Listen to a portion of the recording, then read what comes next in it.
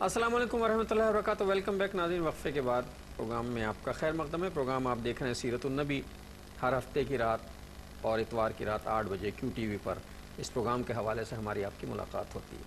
بعد غزوات سرائے پر ہو رہی ہے اور یہ قریظہ کے بعد کی جو ہیں وہ جنگی مہمات ہیں۔ ان مہمات میں ہم نے سرائے محمد بن مسلمہ کا تذکرہ جو ہے وہ ابھی شجاع صاحب نے کیا ہے اور بہت اہم واقعات ڈسکس ہوئے ہیں۔ اس کے بعد غزوہ بنو الیحیان ہے۔ غزوہ وہ ہے جس میں نبی کریم صلی اللہ علیہ وسلم خود شریک ہوئے ہیں، اور آپ کو یاد ہوگا ہمیں سیرت النبی کے پروگرام میں ایک دفعہ ایک رجی کا واقعہ بیان کیا تھا۔ یہ رجی کا واقعہ یہ تھا کہ 10 صحابہ کرام کو گھیر کر دھوکے سے شہید کر دیا گیا تھا، 10 صحابہ کرام کو۔ اور اللہ کے نبی صلی اللہ علیہ وسلم نے پھر ان لوگوں کے خلاف بددعائیں بھی کی تھیں اللہ کے حضور، یعنی کہ جن لوگوں نے صحابہ کرام کو شہید کیا اور دھوکے سے کیا، اللہ کے نبی صلی اللہ علیہ وسلم آپ کو سب سے زیادہ اس کا دکھ ہوا تھا؟ دکھ بڑا ہوا، بالکل۔ اللہ کے رسول نے انہیں، اور یہ تو تبلیغ کے لیے گئے تھے، تبلیغ کے بلکہ بہانے سے بلایا تھا کہ آپ لوگوں کو بھیجیں تاکہ وہ ہمیں دین سکھائیں آ کر، اور اللہ کے نبی علیہ السلام نے دین سکھانے کے لیے صحابہ کرام کو بھیجا اور ان لوگوں نے دھوکے سے شہید کیا صحابہ کرام کو رضی اللہ تعالی عنہم اجمعین۔ چنانچہ اب جیسے کہ میں نے عرض کیا تھا شروع میں بالکل کہ غزوہ احزاب کے بعد اب وہ ساری قوت تو لگ گئی اور وہ ناکام ہو گئے۔ اب اللہ کے نبی علیہ السلام کو موقع مل رہا ہے، جن لوگوں نے ماضی میں سازشیں کی، جن لوگوں نے دھوکہ دہی کی، اب اللہ کے نبی علیہ السلام ان کے خلاف جو ہے وہ اقدامات فرما رہے ہیں، جن میں یہ غزوہ بھی صفائی ہو رہی ہے۔ صفائی ہو رہی ہے، بالکل صحیح فرما رہے ہیں۔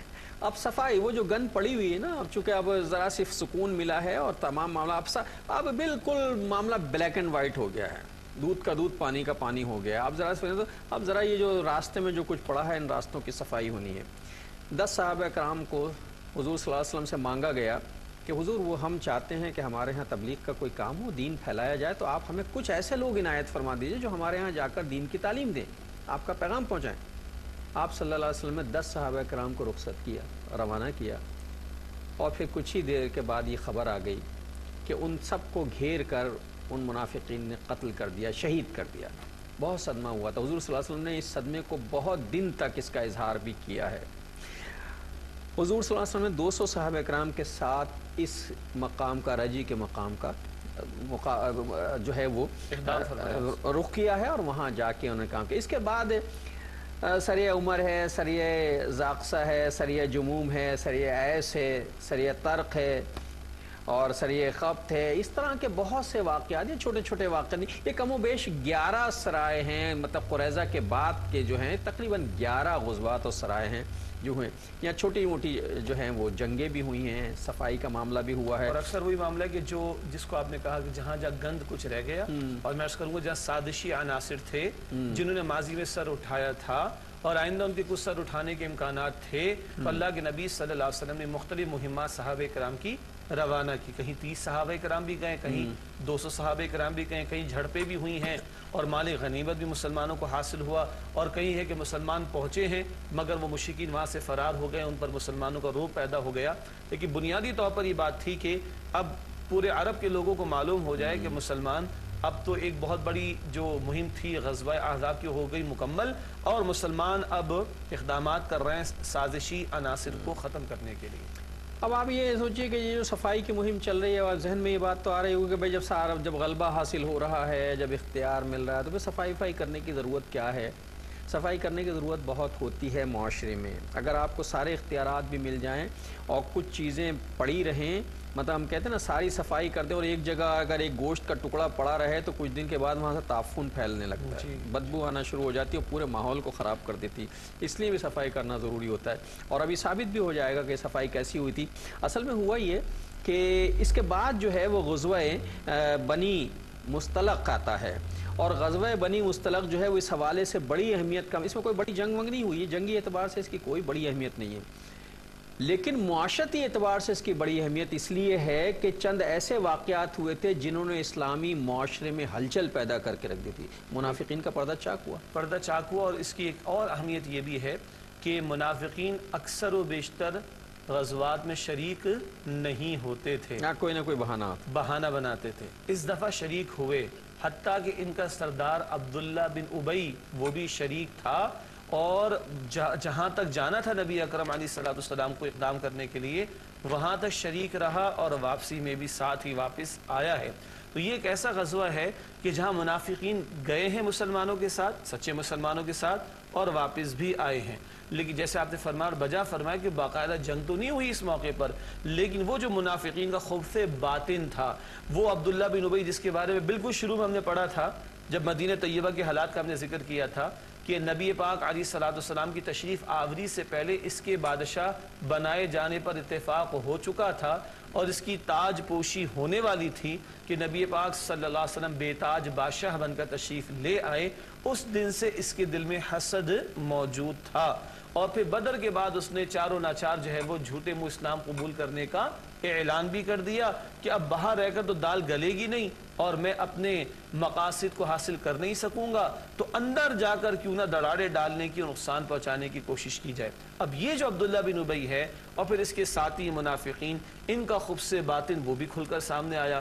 بڑے رقیق حملے نبی پاک صلی اللہ علیہ وسلم اور آپ کے گھرانے پر انہوں نے کیے۔ تاریخ اسلام میں ناظرین مطلب میں ویسے ہی کہہ رہا ہوں، گفتگو کر رہا ہوں آپ سے بھی اور شجاع صاحب، تاریخ اسلام میں یہ بڑے ایک عجیب و غریب کریکٹر ہے جی، آستین کے سانپ اور اندر سے جڑے کھودنے والے، اندر سے نقصان پہنچا کر تباہ اور کریکٹر ناظرین اس کا یہ ہے کہ جب حضور صلی اللہ علیہ وسلم جمعے کا خطبہ دینے کھڑے ہوتے ہیں تو یہ بدبخت جو ہے حضور پہلے کھڑا ہوتا ہے، کہتا دیکھو اللہ کے رسول تم سے خطاب کرنے والے ہیں، یہ دین حق لائے ہیں، انہوں نے تمہیں ظلم سے چھڑایا ہے، یہ ان کا خطبہ خود پہلے خطبہ خود دیتا ہے۔ اچھا اب یہ کیا ہے؟ پہلی صف پہ کھڑا ہوتا ہے اور کہتا ہے لوگوں میں گواہی دے رہا ہوں کہ یہ اللہ کے رسول ہیں صلی اللہ علیہ وسلم۔ اللہ تعالیٰ نے پوری سورۃ المنافقون عطا فرمائی ہے، آگے جب واقعات پڑھیں گے تو سورہ منافقون کی ایک دو آیات کا ذکر بھی آئے گا۔ اللہ تعالیٰ نے پہلی آیت میں فرمایا کہ اذا جاءک المنافقون قالوا نشهد انک لرسول اللہ واللہ یعلم انک لرسول واللہ یشہد ان المنافقین لکاذبون۔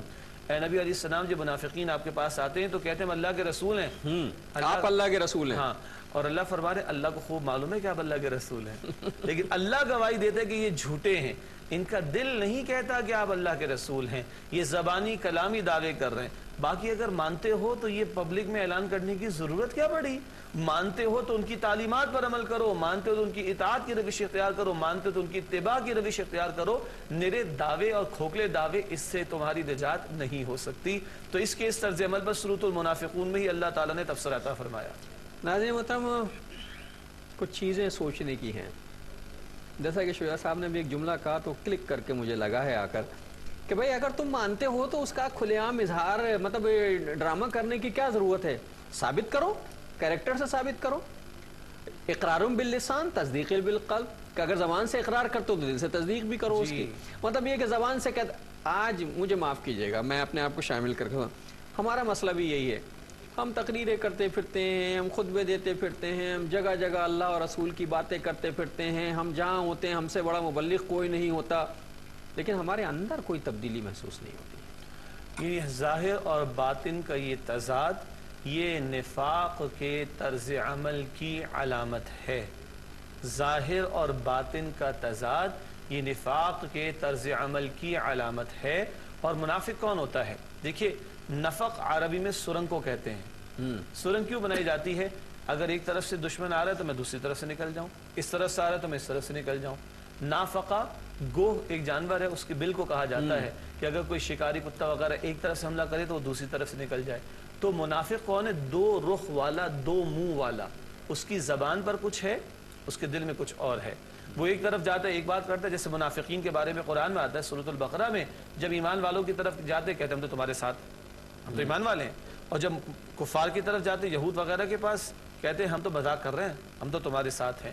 تو کبھی ایک طرف کبھی دوسری طرف، ظاہر کچھ باطن کچھ، قول کچھ عمل کچھ، دعویٰ کچھ اور کردار کچھ اور۔ یہ جو دو رخا پن ہے یہ ہے اصل میں نفاق یا منافقت۔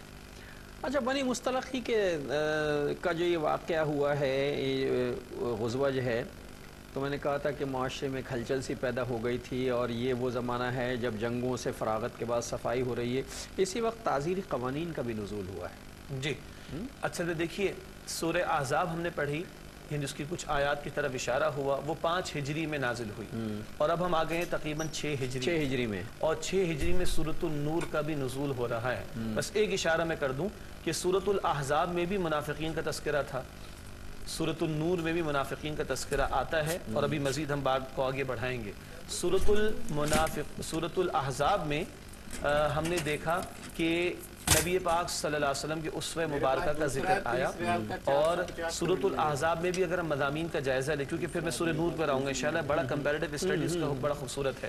سورۃ الاحزاب میں اس لیے میں نے یہ معاملہ جو ہے وہ ڈسکس کیا ہے کہ وہ ہمارے ناظرین یہ سوچیں کہ اچھا جی اب یہ ریلیکس ہو گئے ہیں، اب یہ صفائی کرتے پھر رہے ہیں، اس کے بعد یہ حکمرانی کریں گے، تو اصل میں ایسا نہیں، معاشرے میں تبدیلی آئی، اس کا باقاعدہ حکم ربی آ رہا ہے، تعزیری قوانین آ رہے ہیں، اصول بتائے جا رہے ہیں، تو اب قرآن کا حوالہ ضروری ہو گیا ہے۔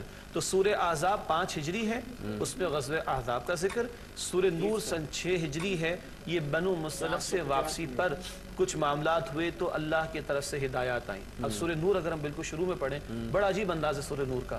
سورۃ انزلناها وفرضناها، اللہ فرما رہے یہ ایک صورت ہے جسے ہم نے نازل کیا اور ہم نے اس کے احکامات کو فرض کیا، حالانکہ ساری صورت اللہ نے نازل کی، سارے احکامات اللہ نے دی، مگر یہ بڑی شان کے ساتھ نازل ہوئی۔ بلکہ خواتین بھی پروگرام دیکھتی ہیں، اللہ کے رسول صلی اللہ علیہ وسلم نے فرمایا اپنے مردوں کو سورۃ المائدہ سکھاؤ اور اپنی عورتوں کو سورۃ النور سکھاؤ۔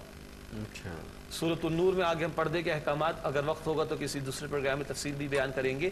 اب سورہ نور کے شروع میں کیا آتا ہے کہ زنا کرنے والا مرد ہو یا عورت، یہ تعزیری قوانین ہے، فوجداری جرائم ہے یہ۔ زنا کرنے والا مرد ہو یا عورت، اس کی سزا 100 کوڑوں کی ہے۔ لیکن نوٹ کیجئے گا ناظرین، بہت توجہ کیجئے گا، 2 دفعہ یہ جملہ میں عرض کر دوں گا۔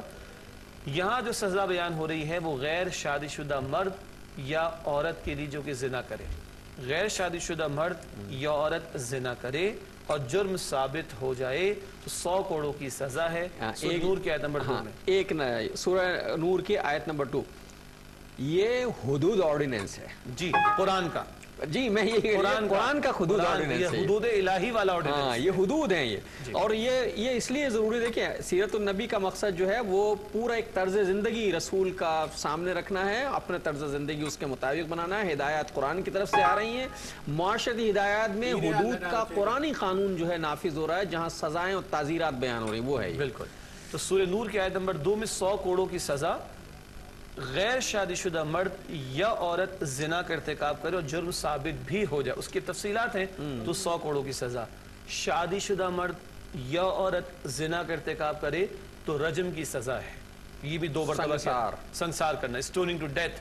شادی شدہ مرد یا عورت زنا کا ارتکاب کرے تو رجم کی سزا ہے، سنسار کرنا، اسٹوننگ ٹو ڈیتھ، اور وہ سنت میں ہے، اور تورات میں بھی یہ حکم تھا، ہماری شریعت نے بھی اس کو جاری رکھا اور سنت نے اس کی رہنمائی و تفصیل۔ تورات میں یہ حکم تھا، یہ حکم تھا، یہ حکم تورات میں تھا، چونکہ ہمارے ہاں یہ بات بہت کہی، ہم لوگ آپس میں جب گفتگو کر رہے ہوتے ہیں، چونکہ ہمارا تاریخی مطالعہ اور مذہب کا مطالعہ اور تقابل ادیان کا مطالعہ اتنا ہوتا نہیں ہے، اور کچھ حضرات اس میں مطالعہ کرتے ہیں، اپنی مرضی کے اپنے پرسپشن کے مطابق چیزیں وہاں سے نکال لیتے ہیں، کہتے ہیں جی قرآن نے آ کر اس طرح کے یہ بہت ہی خطرناک قسم کے، تورات میں اس کا تذکرہ موجود تھا پہلے سے، تورات میں موجود تھا، نمبر 1۔ اور ایک اصول جو ہمارے علماء اور مفسرین نے بیان فرمایا، کسی معاملے میں اگر ہماری شریعت میں کوئی نیا حکم نہیں آیا تو جو حکم سابقہ شریعت میں تھا وہی حکم ہماری شریعت میں بھی جاری رہے گا۔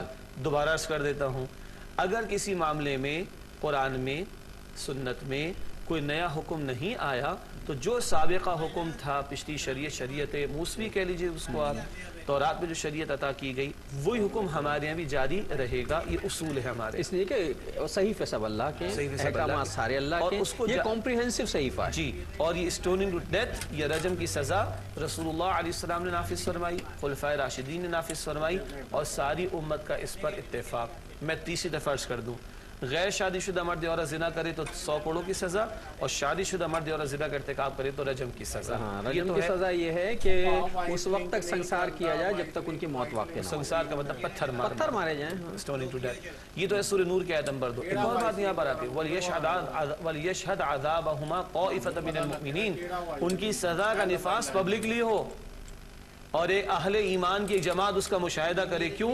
ہیں بڑی سخت سزائیں، لیکن عبرت حاصل ہو. آج ہمارے میڈیا پر جرائم اور گناہ کی باتیں سب کچھ دکھا دیے جاتے ہیں، مگر جرم کی سزا اول تو دی نہیں جا رہی اور نہ وہ دکھائی جا رہی ہے. ورنہ جہاں اس میڈیا پر گندگی اور گناہ اور جرائم دکھائے جا رہے ہیں، وہاں اگر ان سزاؤں کا نفاذ دکھا دیا جائے تو میں اللہ کی قسم کھا کر کہتا ہوں کہ لوگوں کی جان، لوگوں کا مال اور لوگوں کی عزت و آبرو محفوظ ہو جائے گی. اتنی سخت سزا کیوں؟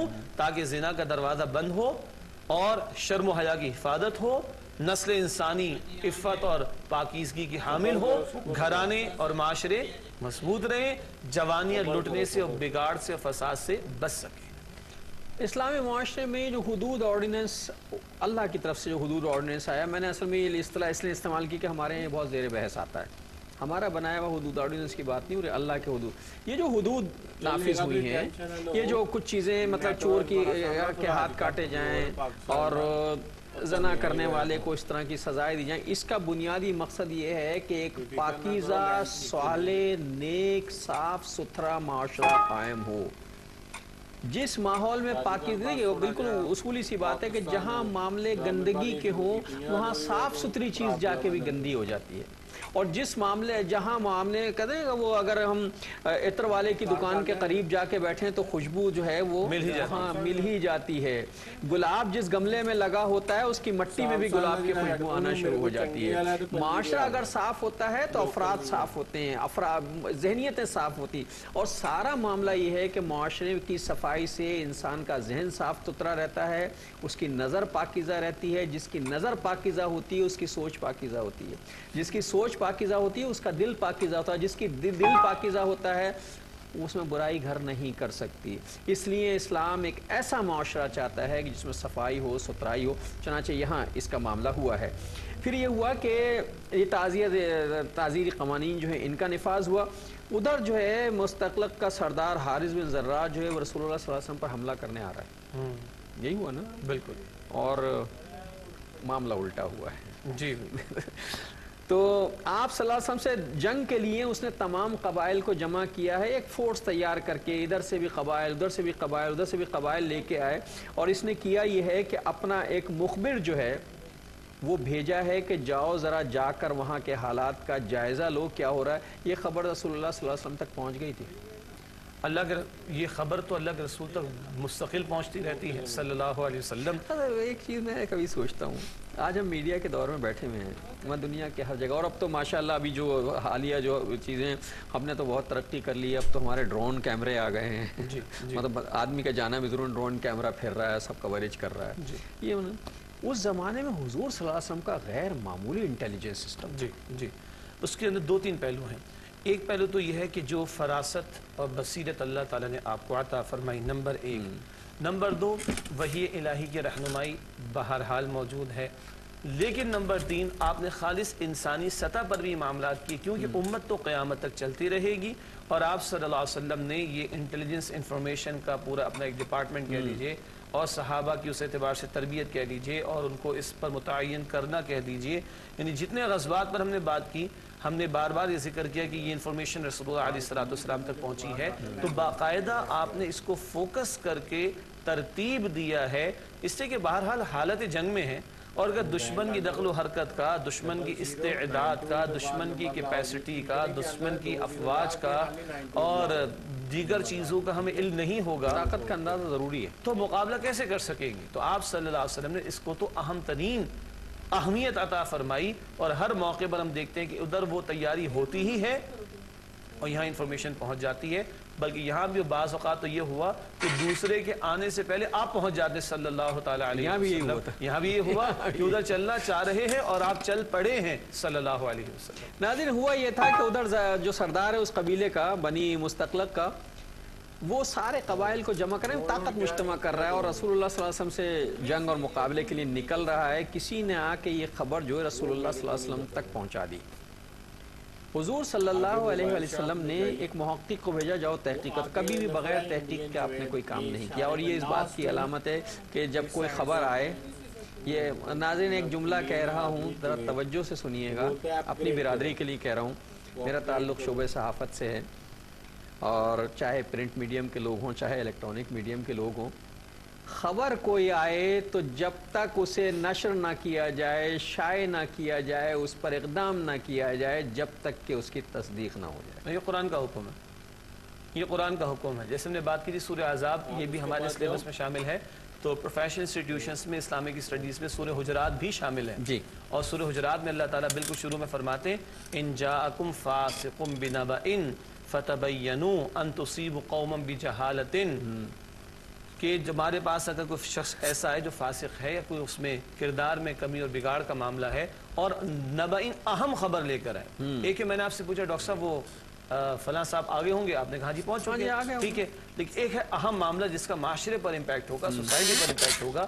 اگر کوئی اہم خبر تمہارے پاس لے کر آئے تو اس کی تحقیق کر لو، ایسا نہ ہو کہ نادانی میں تم کسی پر کوئی اقدام کر بیٹھو، مطلب ہم نے خبر دے دی اور اس کے ریئیکٹ ہو گیا اس کے نتیجے میں، اور ریئیکٹ ہمارے ہوا نا، کوئی خبر نشر ہو گئی، کوئی خبر اخبار میں آ گئے، ریئیکٹ ہوا، معاشرے میں ہنگامہ، فساد، جھگڑ و قتل و غارت گری ہو اور گئی۔ آگے قرآن کہہ رہے ہیں فَتُصْبِحُوا عَلَىٰ مَا فَعَلْتُمْ نَادِمِينَ، پھر جو تم کر بیٹھے اس پہ تمہیں ندامت اٹھانی پڑ جائے۔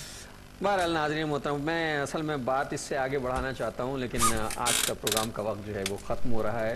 مجھے یاد میں خود یاد رکھوں گا کہ کل کے پروگرام میں ہفتے اتوار کو جب ہم آئیں گے تو ہم یہیں سے بات شروع کریں گے، خبر آ جائے تو کیا ہو۔ اس وقت تک کے لیے جناب شجاع الدین شیخ اور اپنے میزبان ڈاکٹر محمود غزنوی کو اجازت دیجیے۔ اللہ نگہبان۔